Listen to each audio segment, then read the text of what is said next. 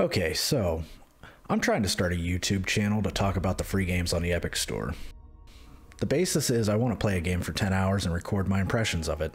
The problem is, I already have 40 hours into this game. But the reason I want to talk about this game is that I really enjoyed it.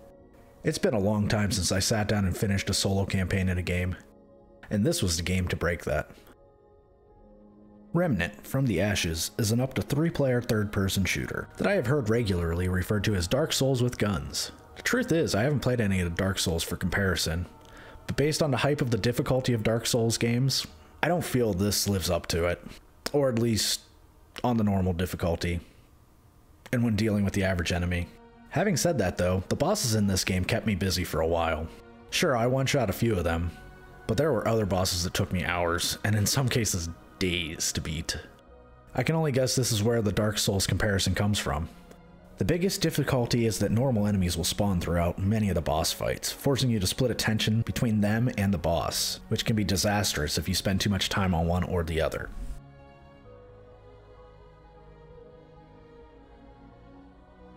You start off Remnant picking between 3 classes, which will decide your base set of armor, weapons, and mods. Mods are abilities that can be activated to perform different effects such as healing, summons, damage, or buffs. Choose between the Hunter, which is more of the long-range class, using a Winchester-style rifle, and a mod that increases crit chance. Your second choice is the Ex-Cultist, which is more of a healer support base, starting with an over-under double-barrel shotgun, and a mod that creates a healing field. And last, the Scrapper is the close-range archetype, starting with a breech-load shotgun, heavy armor, and a mod that increases damage and has a chance to catch enemies on fire. Everyone starts with a pistol as a sidearm. I wouldn't worry too much about what class you want to start as.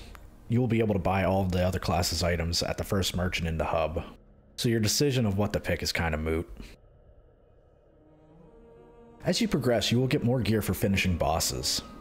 The different weapons and mods are more side grades than upgrades, so you can pick what you like. And if you prefer, you can finish the game with your starter gear. As you kill enemies, you will gain experience. After accumulating enough, you will get trait points to put into passive upgrades, such as increases in health, stamina regeneration, or increased experience. While each trait maxes out at 20 points, there does not seem to be a limit on how many trait points you can get. The replayability of this game is excellent. The game is set up so you will only encounter a few bosses per playthrough, meaning that certain items are not going to be available on that playthrough. Some of the bosses also have alternate kills, which will lead to different item drops, so you will have to fight the boss multiple times to get everything that you may want. Without too many spoilers, if you remove a specific part of one of the bosses before killing it, you will get a melee weapon, where if you just kill the boss normally, you will get a gun. This is a bit of a double-edged sword though. I found myself having to check the wiki before every boss fight to look up what the alternative item was.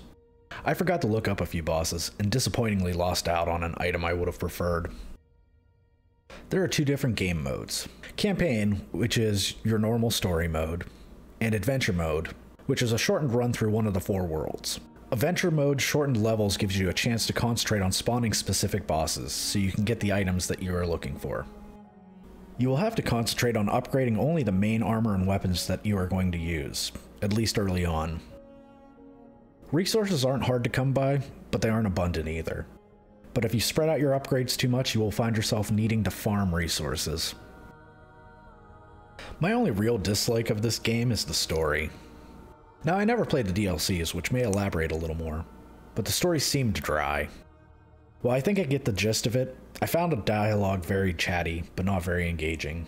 I'm normally okay with dialogue in my games, but I regularly found myself asking when I could get back to shooting stuff. While this should be no surprise, after 10 hours of gameplay, I recommend this game.